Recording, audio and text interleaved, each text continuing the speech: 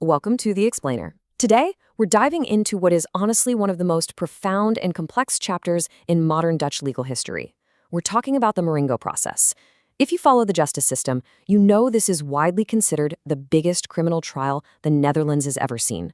We're going to break down exactly what happened, who was involved, and how the authorities tackled a massively organized criminal syndicate. It's a story about an unprecedented scale of crime, a massive judicial effort, and a societal impact that we're still feeling today. Real quick before we get into it, I do need to give a mandatory warning. Given the subject matter of the Marengo process, we are going to be discussing organized crime, drug syndicates, and severe violence, including murder. We're keeping this strictly factual and informational, absolutely no glorification of these acts or the people involved, but the recommended viewing age here is 16 and older. All right, let's jump straight into part one, the trial and the leader.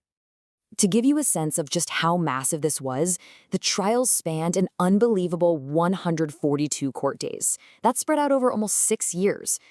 Obviously, this wasn't your standard criminal proceeding. We're talking about an undertaking so vast that it required heavily fortified courtrooms, absolutely unprecedented security measures, and just immense resilience from the judicial system simply to process the mountain of evidence.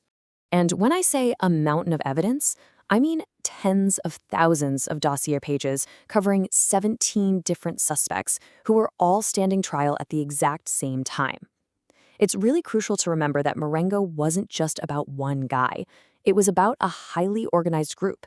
You had suspects who were the key figures orchestrating the violence, and then others who had strictly logistical roles, stealing getaway cars, gathering intel, or managing the weapons. But at the very top of that entire structure, that was Ridouan Taghi. The court was incredibly clear on this, explicitly labeling him the undisputed leader of the organization. According to the prosecution, Taghi essentially evolved from a relatively unknown criminal into one of the absolute most powerful figures in the Dutch underworld. He was managing these massive international smuggling routes across Europe and North Africa, and he managed to operate completely in the shadows for years just by using heavily encrypted phones. Okay, moving to part two, the criminal organization itself. Let's look at how it actually functioned. The prosecution essentially described this network as a well-oiled murder machine. It wasn't chaotic. It actually ran almost like a dark corporation. You had the leader at the top giving the final orders, and beneath that, highly specialized, compartmentalized roles. You had spotters who would literally observe targets for weeks. You had designated drivers, the actual shooters, and then the logistics team purely handling safe houses and encrypted communications. Everyone had a very specific, deadly task. And the crimes they committed were obviously incredibly severe.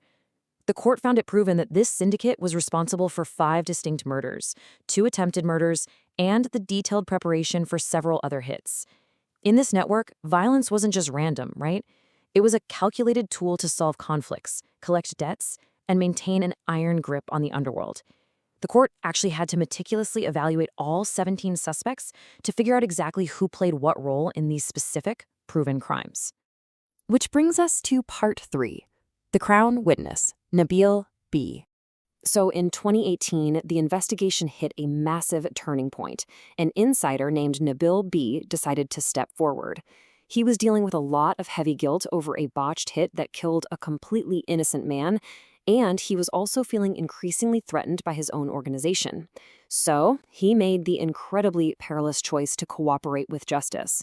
He became a Crown witness, providing dozens of testimonies that finally gave law enforcement a real look behind the curtain at how these liquidations were being planned. Now, in court, just having a cooperating witness's word usually isn't enough to secure a conviction, especially when that person is a criminal themselves. So how did the court verify what Nabil B was saying? Well, the judges found his testimonies highly reliable because they were backed up by hard data. His insider accounts perfectly matched massive amounts of decrypted PGP messages that the police had managed to extract from those encrypted phones. The digital forensics directly corroborated his human testimony. But this brings us to part 4, the shocking consequences. Using a Crown witness came with a truly unimaginable price. This was a really dark period for the Netherlands because the retaliation was just swift and brutal.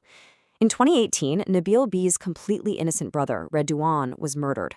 Then, in 2019, his lawyer, Derek Worsham, was shot and killed.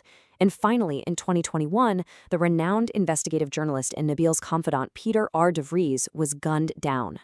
The purpose behind these assassinations was chillingly clear: to silence the witness, intimidate the justice system, and strike pure terror into anyone thinking about cooperating with the authorities. Just for the sake of legal clarity here, it is really important to note that while these tragic murders are completely tied to the fallout of the Crown witness stepping forward, the actual masterminds and the people who carried out those specific hits were prosecuted in separate criminal trials. So legally, they weren't part of the primary Marengo indictment, even though they obviously cast this massive, dark shadow over the whole process. Let's move to part 5, the verdict. Before we even got to a final judgment, this trial went through so many legal controversies. The defense had multiple changes in lawyers, and even wilder, some of Tagi's own lawyers in confidence ended up being the subjects of separate criminal investigations themselves. But through all that chaos, the court was very strict about maintaining the objective boundary between just being suspected of something and actually being prosecuted and convicted. They had to ensure the legal process remained structurally sound.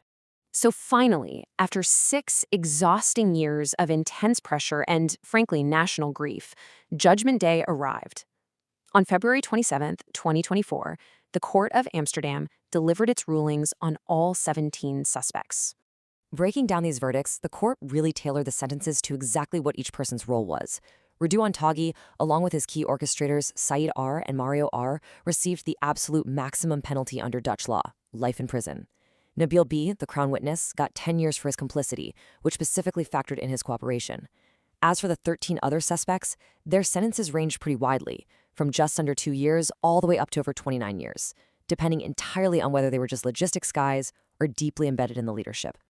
Okay, part 6, the impact on the Netherlands. Experts pretty much all agree that the Marengo case has permanently shifted how the Netherlands views organized crime. It proved that taking down the kingpins of modern criminal networks is incredibly complex and takes immense resources. It highlighted why Crown witnesses are sometimes absolutely necessary, but also exposed the grave, literally life-threatening dangers of using them. And it proved how crucial digital forensics, like crocking those encrypted messages, are for securing convictions today. More than anything, it woke the whole country up to an unprecedented level of organized violence happening right inside its borders. But you know how the legal system works. It's a very thorough machine. The story isn't completely over. Appeals have already been filed by several of the suspects, and actually by the Public Prosecution Service, too. That means parts of the Marengo case are going to be tied up in the appellate courts for years. So the final legal chapters of this massive historic process are still being written. This trial absolutely proved that the state can hold even the most hidden and powerful syndicates accountable. But as we've seen, it also revealed the devastating real-world price of that justice. So I'll leave you with this. What does the Marengo process ultimately mean for the future of the Dutch justice system and the ongoing battle against organized crime? Let that sink in.